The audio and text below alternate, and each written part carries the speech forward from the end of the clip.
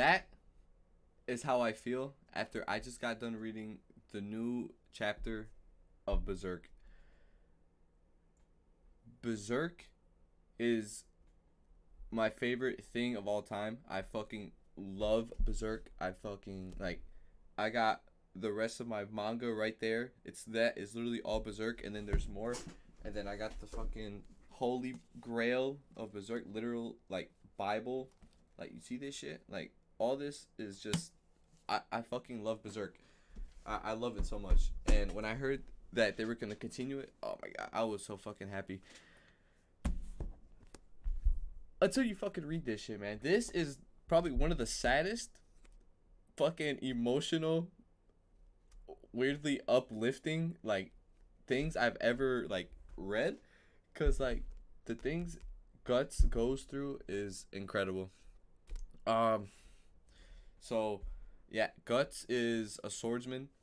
Um. He just swings his sword. He's a fucking badass. He's a fucking beast. And then he joins up with this group called Band of the Hawk. And then he meets the biggest piece of shit in probably fictional history, Griffith. And then he meets Casca. And then he meets everybody else. And then shit just goes downhill after that. Well, it takes some time and then it goes downhill. But I just wanted to talk about this because the new chapter came out yesterday. I read it early on Reed's Seinen, I think it was. And holy fucking shit. I know Mura is not alive. Fucking rest his soul. Like, but they're continuing it without him, and they're doing a pretty good job in my opinion. And holy shit. I cried like a fucking bitch. I think I've never cried this much while reading something. I never thought pictures and colors, no, not even colors, pictures and words could make me cry. And it was this is it. So he starts off as orphan. They find him hanging from of as a baby from his mom that's hung on a tree. They find him in a puddle of fucking mud. Gambino picks him up, and then his stepmom, the mom that picks him up, she dies. She fucking dies from the plague, and then I'm not even about to tell you what fucking happened to him because that's some fucked up shit. Anyways, he has a fucked up past. He's a fucking badass. He wields a big ass sword, right? And just a fucking amazing. He just starts off as this like kind of like guy that's just swinging a sword for whatever. But as the story goes on, you realize that like he goes from a murderous, horrifying killer to like someone that you could like empathize with and actually like see some sort of emotions from, and he understands like how to reciprocate people's emotions. And one big player of that is Casca. Dude, Casca and Guts. And okay, so the first arc is the Black Swordsman's arc. This doesn't start from the beginning. It starts when he's like officially become the Black Swordsman. He's missing an arm and he's missing an eye, and you don't know why. So it cuts after that arc ends. You introduce like of the world, like there's a bunch of like demons, and like he's killing these demons. He has this brand, like you don't know like what the fuck's happening. There's this dude named fucking Griffith, and you're like, what the fuck. So it's 3 volumes. It's really 3 volumes. Once that ends, you start perhaps the greatest arc of manga and of anime, in my opinion. I haven't read everything. I haven't watched everything, so I could be wrong. So I'm very ignorant to that fact. But from personal experience, from what I've read, it's my favorite arc of all time. So the Golden Age arc is just from beginning, everything I like, the shit that I explained, until you get to the Black Swordsman. And Casca and their dynamic of it starts off as a regular, she hates him, type shit, and he has like feelings for her, and then it slowly turns up that they find mutual feelings for each other. And there's this one scene that I cried multiple times. You guys probably know what it is if you have read the manga or watched the movies, but don't watch the movies. I feel like the manga is just so much better. The scene where they're making love and Casca and Guts finally get the emotional reinsurance that they needed. Like, and it's such a like payoff because it's more than just like a sex scene. It's just like two broken people are there for each other to let them know that they're okay. And man, I cried like a fucking bitch when I read that shit. Amazing, beautiful. Mura, make rest in peace, Mura, man. His artwork, his dialogue, his character designs, his monster designs, his landscape designs is amazing. His line work is amazing. His shading, the way he draws these big fucking fight scenes, like you'll see armies like that they're gonna be going up against, and like it's just amazing the way he draws Griffith. Like it's just, oh my god, it is so beautiful. And then once you get past Golden Age, you get to the Conviction arc. It's just wow. Like Berserk is really fucked up, like really fucked up. That's why I would recommend anybody read this. But if you're like very, sensitive to like gore, SA, any things of that nature, I would say like I would recommend not to read it. But if you can, handle all that or have like a tolerance where you can, it's it's a great read. And the Eclipse just the Eclipse fucking broke me, bro. Eclipse, I could cry right now just thinking about it.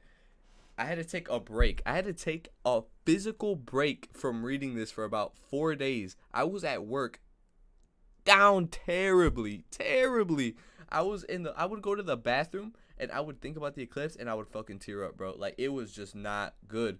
Like the shit that I felt was so real and so natural, and the way Guts is just keeps pushing forward and pushing forward is just so inspiring because like you would think two things you would think how I would think.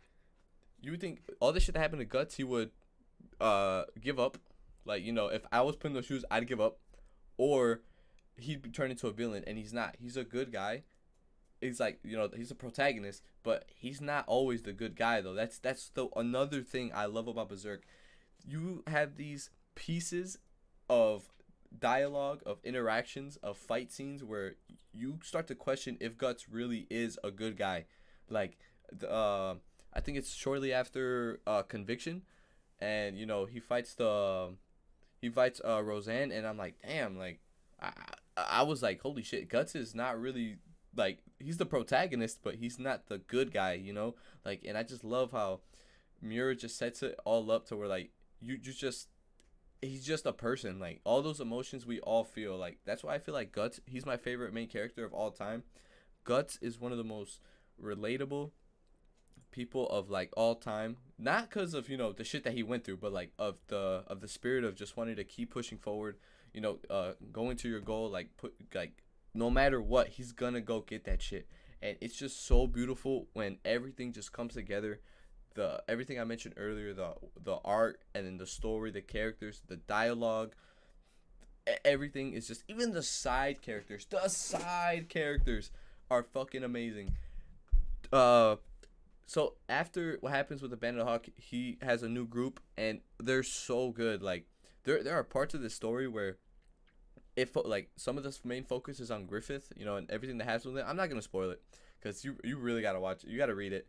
So everything with Griffith happens, and and it's focused on Griffith, but you just wanna, like, I found myself wanting to go back to Guts and his group because their dynamic is just like so good, and I'm just like, damn.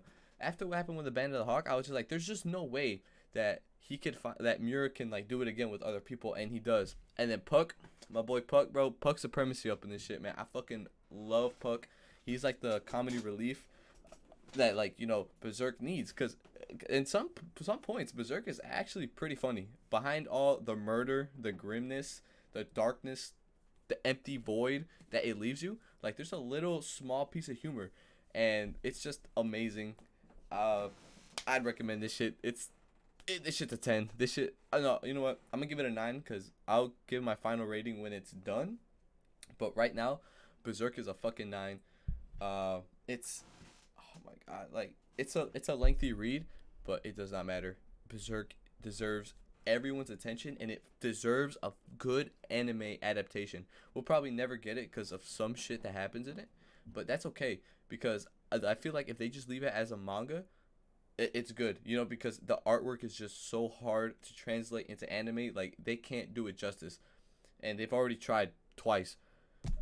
Three times. The 97 was really good. It was more accurate to the manga. The movies were good. They just covered Golden Age. Those were all right. They kind of skipped the parts, like some parts that I enjoyed. Like one of my favorite scenes that they're gonna add in the Memorial Edition is the campfire scene where Casca and Guts are talking after Guts slays 100 men. Amazing conversation. Like that's when Casca figures out that Guts is just more than just a guy that can swing his sword. And I love the idea of the dream. The idea of the dream in this story is so good because you see both sides. You see a bad side of what a dream can do to you and a good side of what a dream can do to you. Like the way Griffith uses his dream to like fucking manipulate and fuck over all these people, and like someone as innocent as like, I don't know, Casca that just wants to be with Griffith, like, you know, she's pursuing that, and she doesn't fuck anybody over. She's kind of like a bitch to Guts, but like, I mean, it's just gonna happen, bro. Like that's just gonna happen. It's the story, and everything else perfect. I feel like a lot of some problems I have with it. I feel like there's a lot of SA, unnecessary amount of it. I would, if I would kind of like cut back on it, but I'm not the genius that made this, you know, so I can't criticize it. But that's my one issue. Sometimes like, I don't know. Sometimes kind of some of the dialogue is kind of it's good, but like some of it's just kind of, I'm just nitpicking at this point because I have a bias towards it because I fucking love it. I love it. Uh, I'm biased. I love it. I've reread it twice, so I mean, take that with a, you know, take that as you will. I don't know if that makes me more biased or less biased, but it's just so good. I recommend everyone reading this. Everyone, like how I said earlier, if you can't handle the certain shit, don't read it. It's a great manga. I started off, and this got me hooked. I fucking love it, bro. I started reading it day after I ordered this, and then I ordered everything else. You see my virginity corner? Ordered everything over there, just manga, and it's just perfection. 9 out of 10. I hope, you know, at least one person watching this tries an attempt to read it. It's just so good. A lot of these characters are for sure gonna be in your top 5 protagonists, antagonists, side characters. Like I don't have a top 5 like that, but Berserk is number one. Berserk is number one. That's all I gotta say. So I just wanted to talk about Berserk a little bit. It's one of my passions, like of reading. Like I feel like no matter how much I talk about it, people don't understand the love that I have for Berserk. Because I feel like when I talk about it, people are just like, oh, bro, you're going to talk about it again? Like, I talk about it, bro. I talk about it with my friends. I talk about it to my girlfriend. I talk about it to my uncles. I talk about it to my dad. I talk about it to everybody. Like, I got my dad to watch the movies. Like, it is crazy, like, how much I love. And I hope I don't come off as, like, annoying. But, man, Berserk is just, like, it is that story. It is amazing. So, without dragging this on, that's all I wanted to hear. Or that's all I wanted to say. So, yeah. See ya.